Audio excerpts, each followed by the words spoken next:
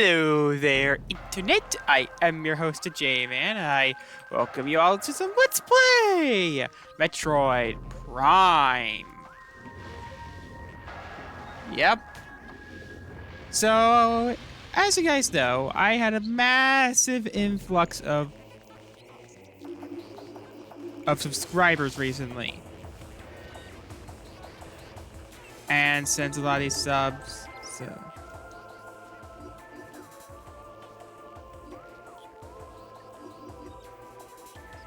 and a lot of these subs are mainly, I guess, my assumption, TF2 and first-person shooter kind of guys.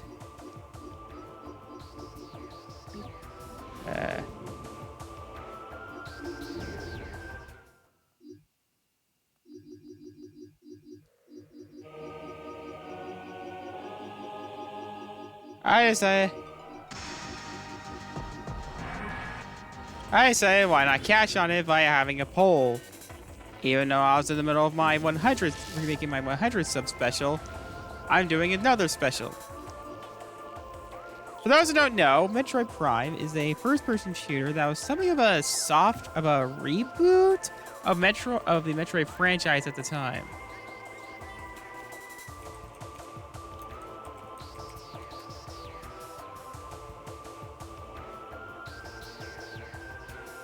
It was also their first game, and yeah, a lot of fans were like kind of pissed off about this game when it first came out because, for one, it was the first Metroid game of the year, and they showed off a first-person shooter.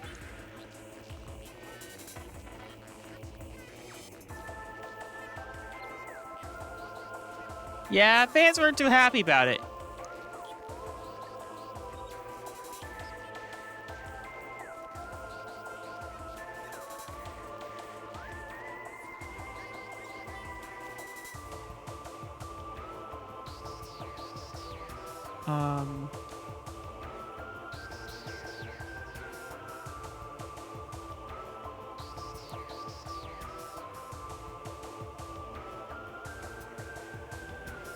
And, well, I have a bit of a history of this game. Yeah, I actually have beaten it before, as of me just casually showing off the game. Then again, this game's plot kind of doesn't really exist. But what you know is that it's a first-person shooter, and it's good. Yeah, when the game finally did come out, it turned out to be one of the best games ever made. Now,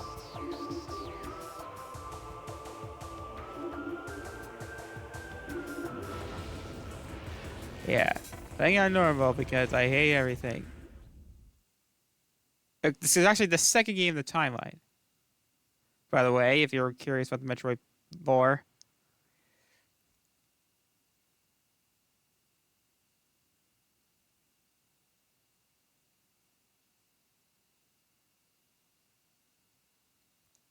Yeah, the game's unidentified distress beacon has been tracked to the Durikit's space vessel in orbit above Thallium 4.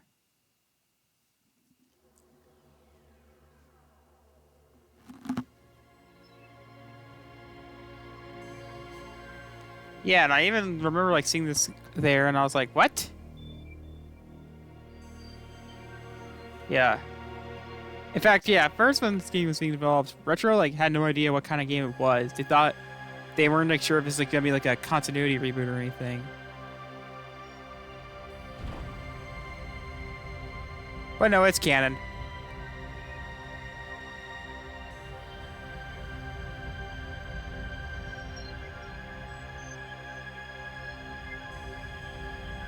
Damn, it looks beautiful.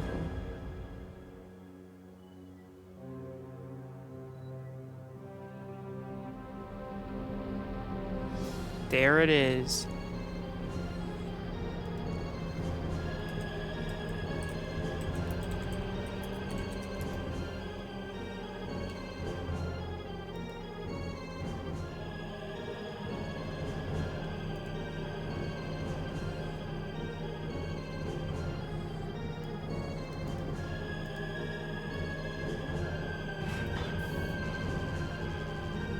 Oh, beautiful.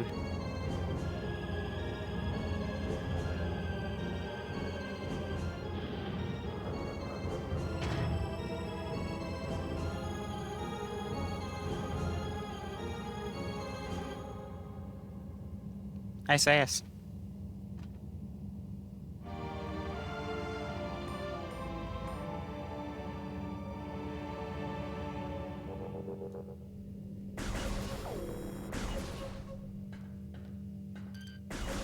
Yeah, so,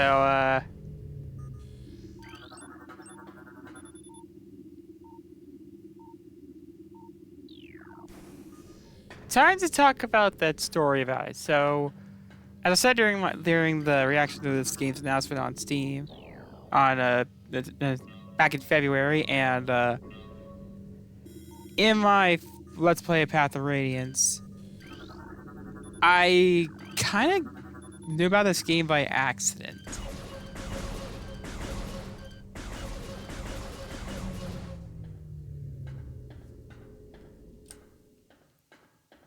So what happened is that when I first bought my GameCube, my dad got me 3 games.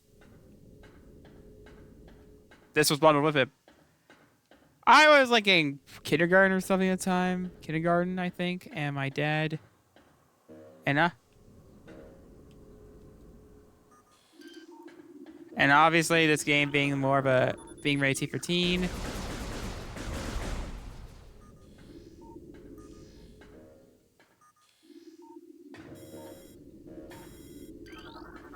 I was not allowed to play it.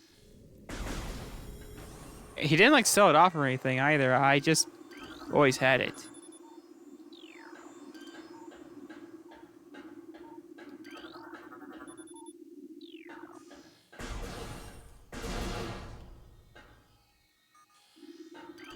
Well, until 2016.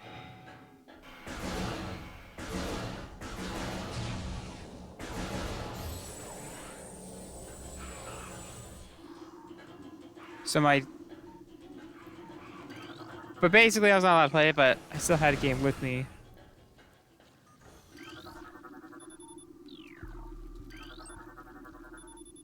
And I never actually played it for almost like 10 years. And what makes this wasn't like an ordinary copy of the game, no.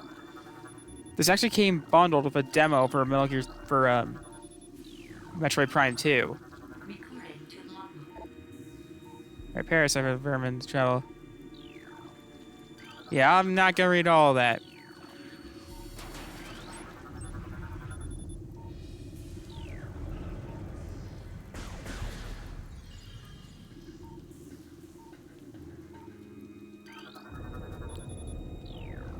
Yeah, I was kind of...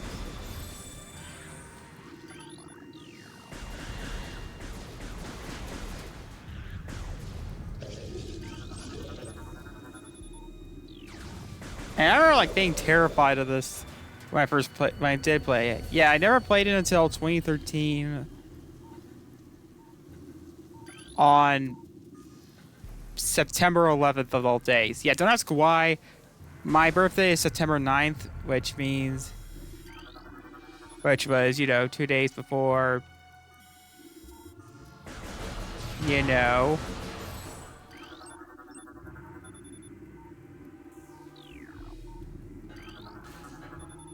So I decided just to play it anyway. But I decided just to finally play it, and I was like, what the hell am I doing?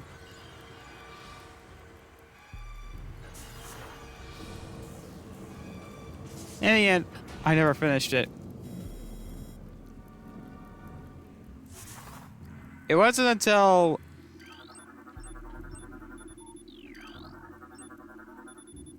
last year, until this year, that I finally finished it.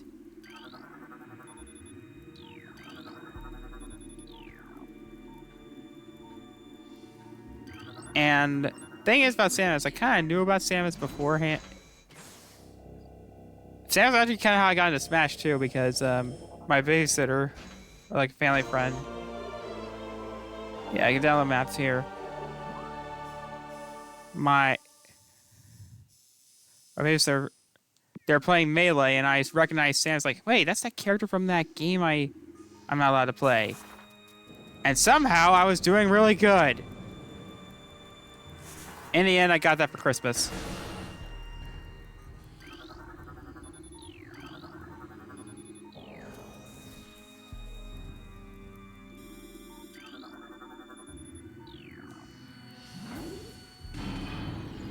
And yeah, and obviously because I never played the game, I didn't even know Samus was a girl until I saw trailers of Brawl online. I'm like, oh fuck, Samus is a woman? That may or may not have you know. Again, I was like 7 or 8 or... Oh yeah, this part can get terrifying.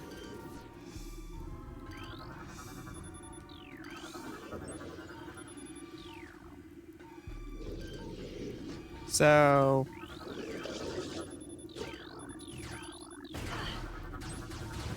what you need to know is that Samus... so far right here is that a stress signal has been sent out by some space pirates that Samus sent to investigate. Yeah, this game's story isn't as story driven as the later games of the series.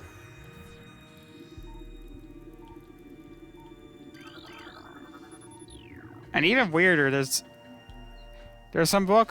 some like game book that was only released in Japan that got translated a while ago, and that book had some stuff that was like that later games will later follow up on. Also, Samus fought with a sword at some point.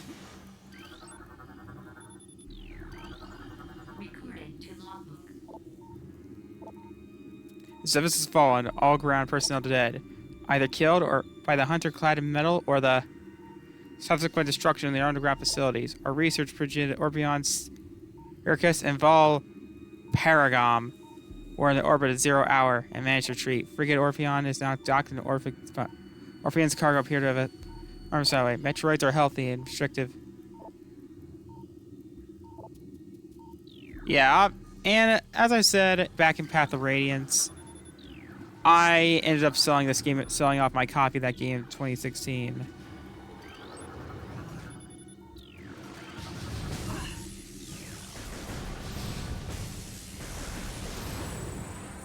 On the plus side, the same day I sold that off was the same day I bought Path of Radiance, which I don't know if everyone knows this, is one of the most notoriously expensive games on the GameCube.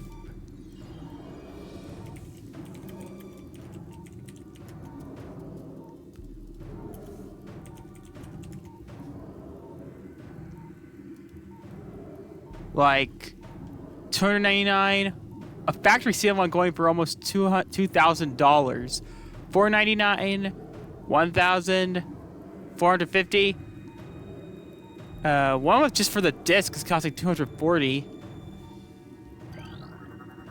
Emulation's a blessing.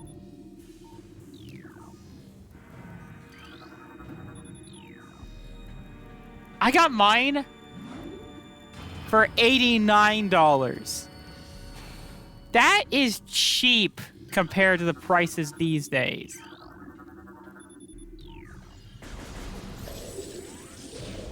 Now let me check for it.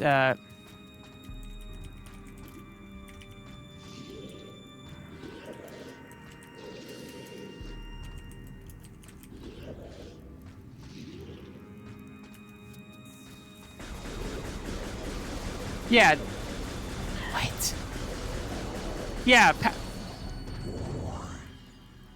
This game's going for at least $45 and $60 at most. So I got mine for a bargain.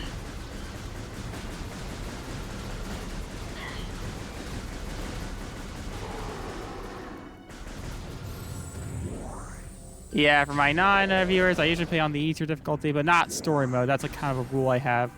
Because you really don't want to see a 20-something autistic person get angry.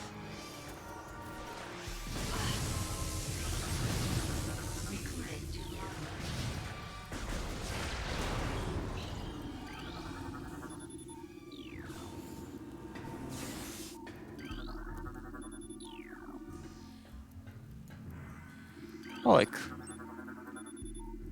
cause of death?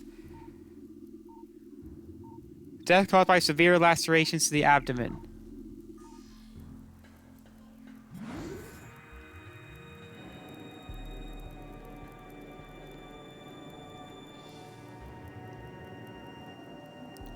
But yeah, Path of Radiance was... In fact, I'm praying Nintendo just gives us a... Yeah, I wonder why Nintendo doesn't want...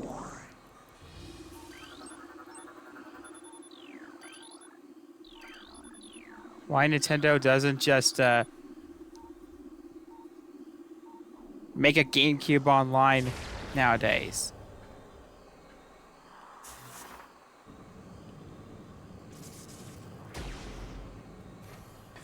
I mean, Wii can be very difficult, and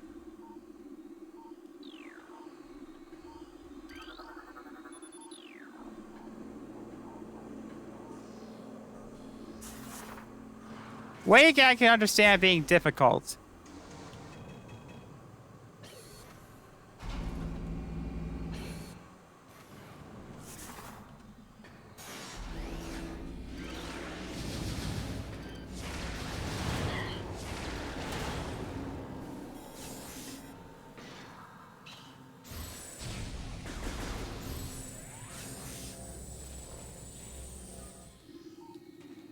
Same for the DS, but the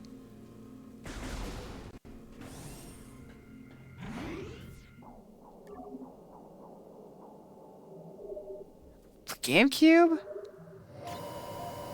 Hell, I even suffer a remaster for Path of Radiance. The game's already perfect. Yeah, I think Path of Radiance might be my favorite Let's Play to do because it was like one I wanted to do beforehand. Yeah, so something that happened was that originally I didn't want to play Path of Radiance as my first Fire Emblem LP. Originally, I wanted to be Blazing Sword, but I wanted to wait for it to come out on Nintendo Switch Online, which it finally has, by the way. Yeah, get ready for some breathing into the mic because yeah, I have a headset, some Razer headset I got for Christmas a while ago.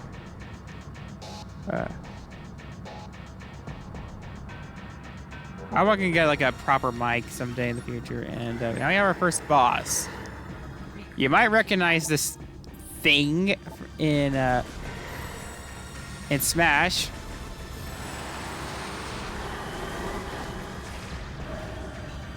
I hate that stage. Okay.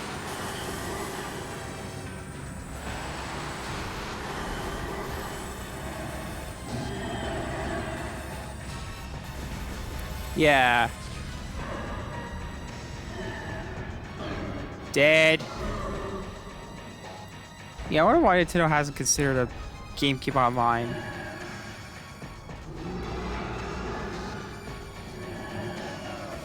Yeah, emulation's your friend, my peoples.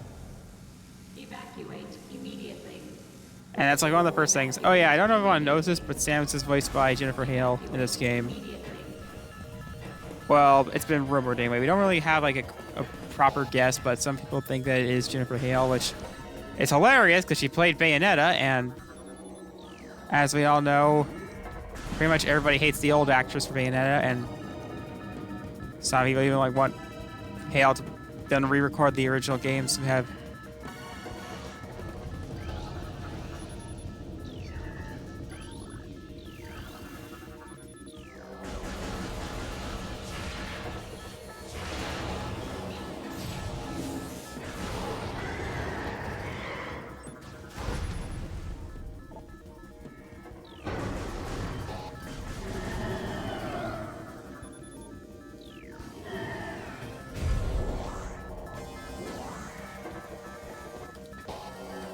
Yeah, another funny story was that I also got Metroid Prime 3 for my birthday in 2007, and I unwrapped it before I unwrapped my Wii.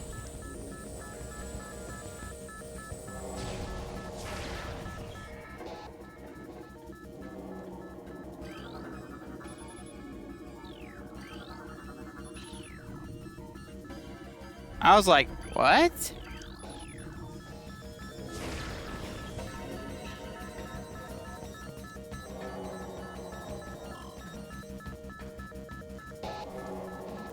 Yeah.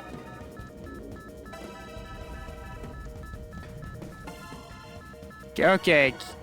Yeah, like I said, hey, I just said I finished it. That doesn't mean I remember anything.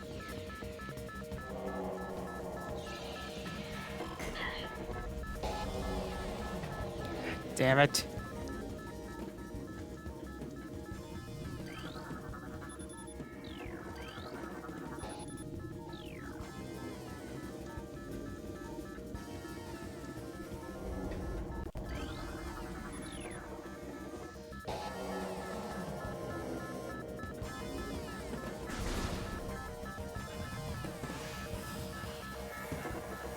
I feel like a dumbass.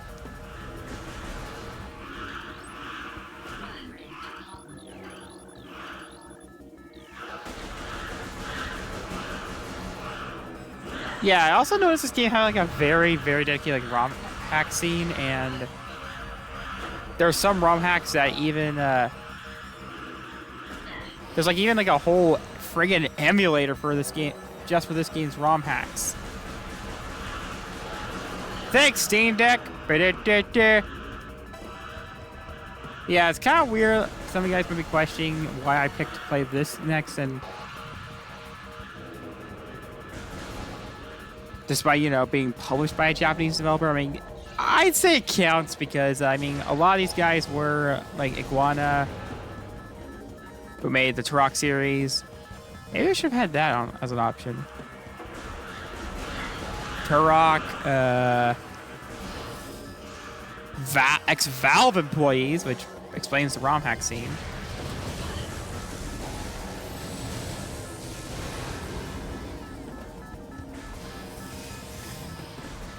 Yeah.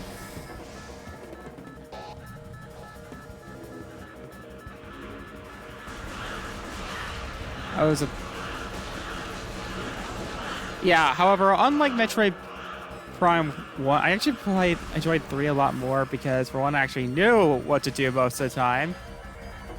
You know, some of the fans do not like that. But I also kind of liked how it at least told a story.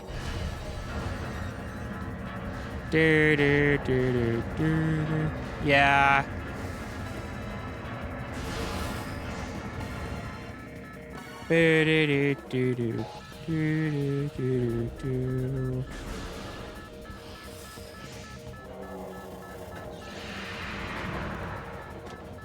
Oh yeah, so now time for a little plain trivia about this game. So as I said, Digital Gaming actually interviewed a couple of ex-staff who worked on this game, and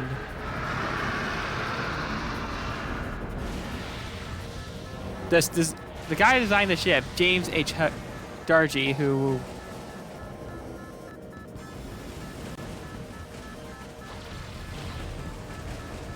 actually has worked on a lot of Hollywood films, including like Final Fantasy Spirits Within.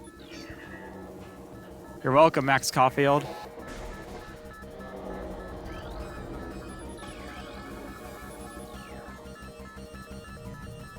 And according to him, it was inspired by the Millennium Falcon, and he even had like guns on the bottom of the ship, which sadly can't use. And now, as we all know, is Metroid Perdition. Samus lost her shit. Oh boy! Hopefully there will be a planet. So yeah, I'm not great at this game.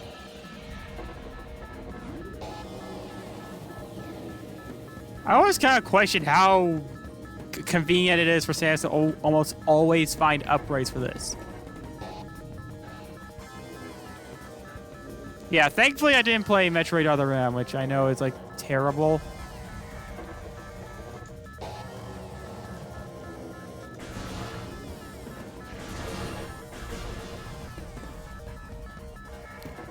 But yeah, he even said that the gunship does actually have a name. It's called Thrush Eternia, which...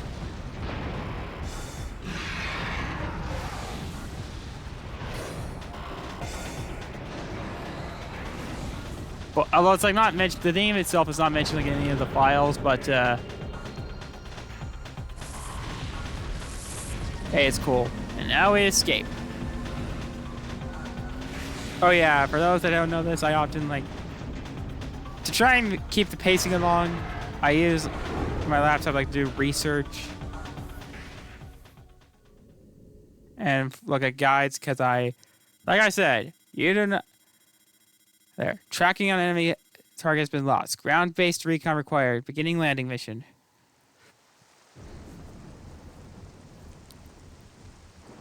Oh, look, a couple of days ago. As a recording. Yeah, I might turn up the volume a little.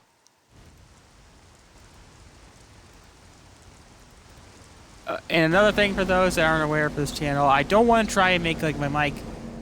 I'm trying like I always try to make sure not to be too loud because I fear if I'm too loud, you can't hear the game. But if the game's too loud, you can't hear me. But I don't want it to be too loud that I blow your ears out. I know because I have hypersensitive hearing.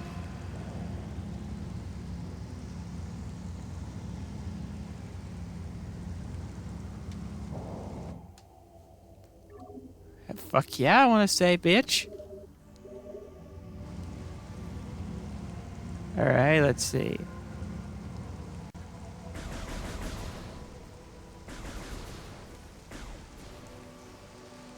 Oh yeah, the funny thing is that Nintendo actually had no idea what a bounty hunter was.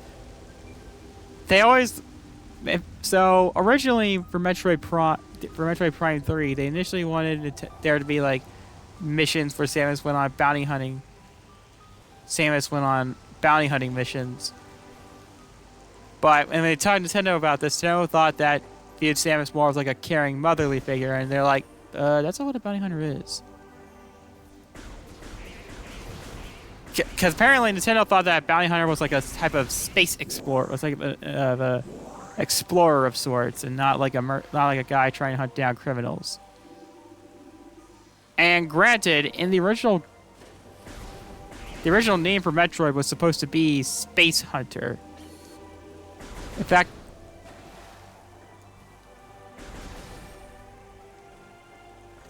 I spent a lot of time here on I watched a lot of Did You Know Gaming.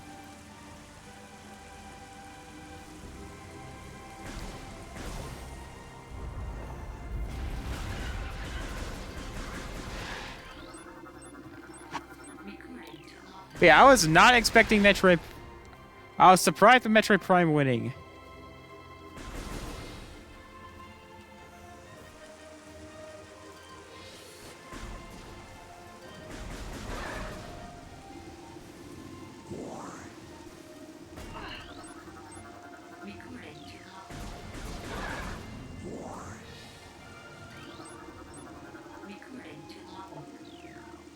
Yeah, I'm not gonna read like all the lore stuff because there.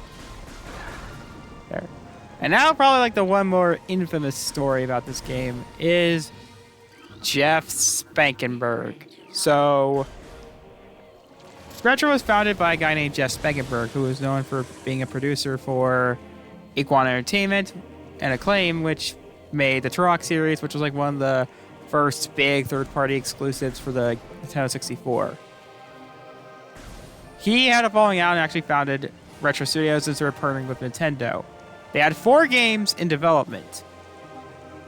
And a Western RPG called Raven Blade, a Twisted Metal clone called Thunder Rally, a licensed NFL game, and a game called Metaphors, which actually was like a very early prototype for this game, believe it or not.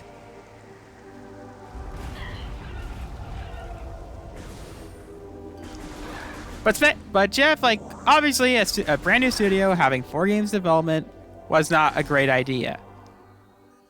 In fact, Jeff would like barely show up to work, and In fact, it was actually rumored that all 4 games were canceled after Miyamoto, just like the great Shigeru Lord, just did not like how the games were turning out. Or I might turn myself down a little. And in fact, how this game became Metroid games is that there was like some point they had alien creatures involved, and they thought that they looked like space pirates. They said, you know, these guys look like space pirates. How would you like to make a Metroid game? And the rest was history. Data received. Incoming scan data.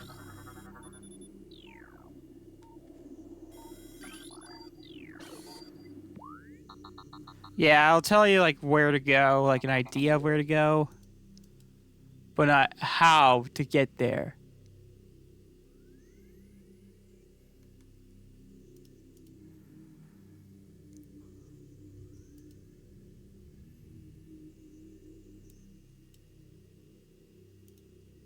And I'm not going to try to go for 100%.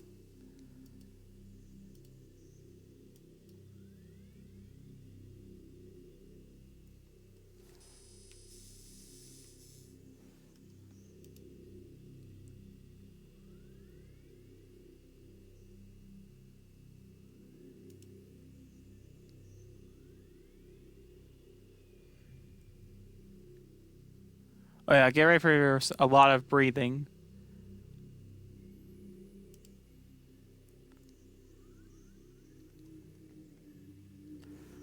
But, yeah, Spangenberg. Recorded to logbook. Yeah, here's us back to ancient times. Fago.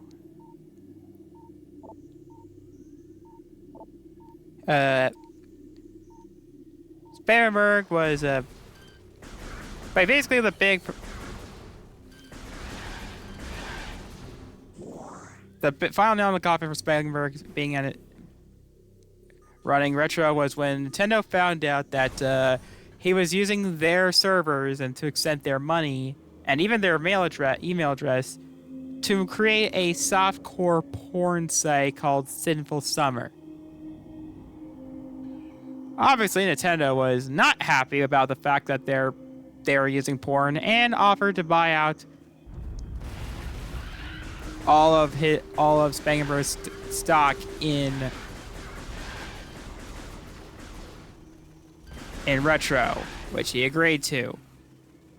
Oh yeah, these doors need to open weapons. Recorded to logbook. So then he founded his. So he's like, hey, why not make it games based on he likes, that being softcore porn games, aka, which he founded a studio called Top Heavy Studios, and their first and only game was the Guy game.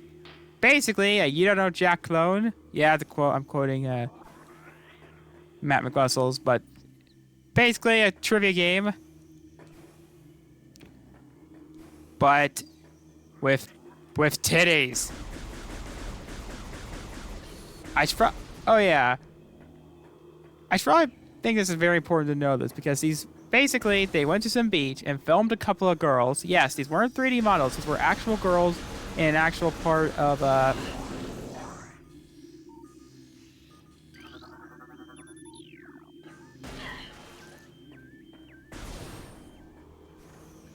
at some beach, and he asked them, hey, want to be in a video game? Okay, I don't know if he actually said that, but he asked them to be in a...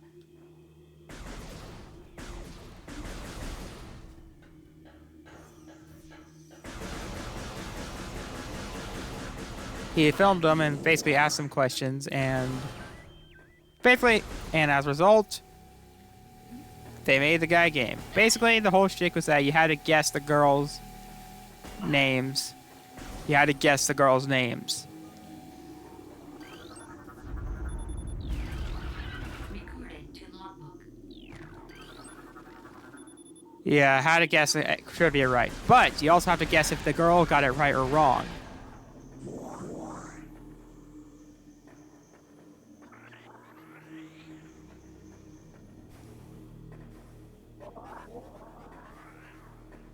Yeah. You also have to guess if the girls got it right or wrong. So it also becomes something like a gamble too, and that's when the titty comes in. You see, at first it's covered up with a Guy Game logo, but then the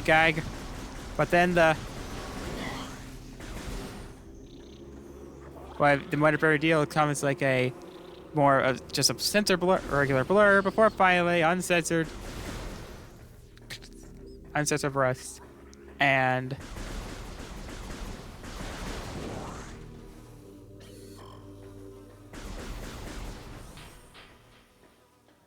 as I said, you gotta remember these were actual women in in a spring break Recording to logbook. at a beach. And Recording to logbook.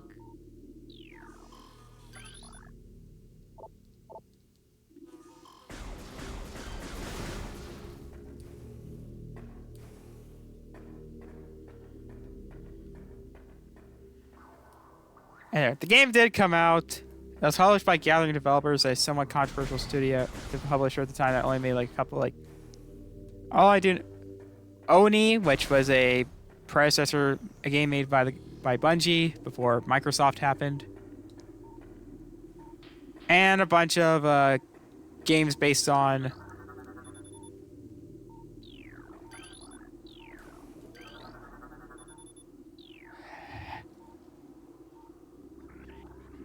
the Blair Witch Project. Obviously, the games did not get good reviews. But, and it sold okay-ish, but then, now I'm sure you guys might know by now, the lawsuit. Recording to logbook. Yeah, one of the girls sued because she was told her brother found out about the game. Her brother she saw her brother playing the game and actually found out that they were not using her likeness. So she thought it was just for promotional material, not for the actual game. And the most important thing to know this, because at the time of of filming, at the time that the footage was filmed, she was underage. Yep, the Guy game is technically CP, a control point.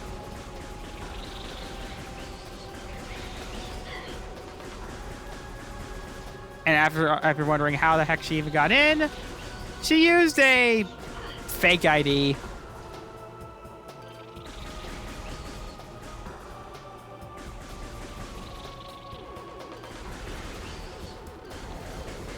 Yeah, obviously this results in the game being like one of the few games that is flat out just illegal to own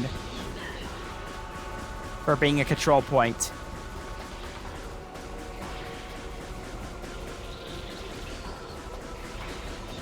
In the end, the game got recalled, and supposedly the game was the actual game was released on a DVD, but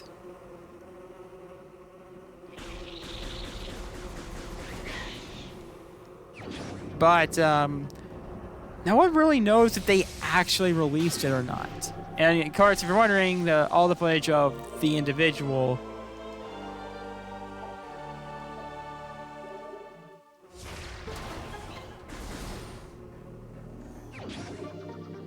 was supposedly removed.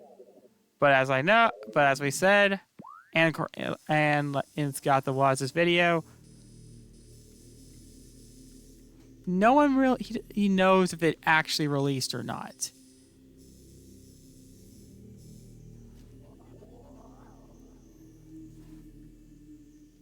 As he can't even find a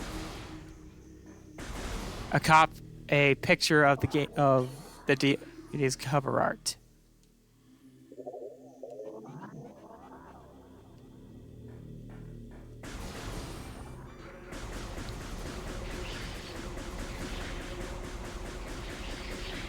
I'm guessing maybe they, but yeah, obviously.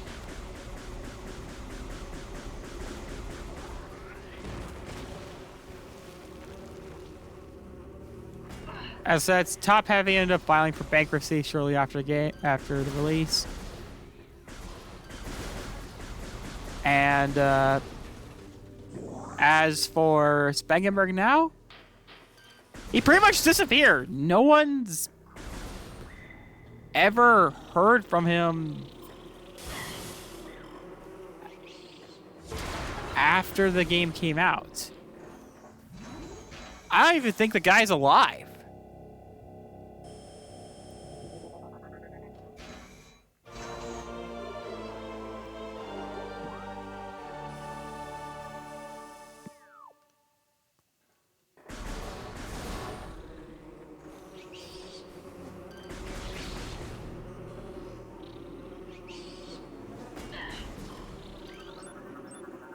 Recorded to logbook.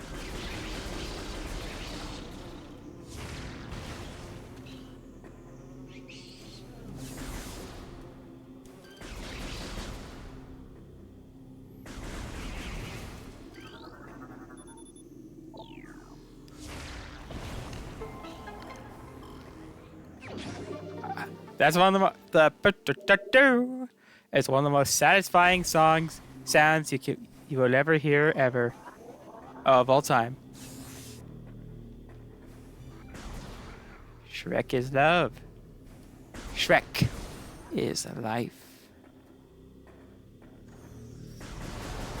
Ba-da-da-da-da-da.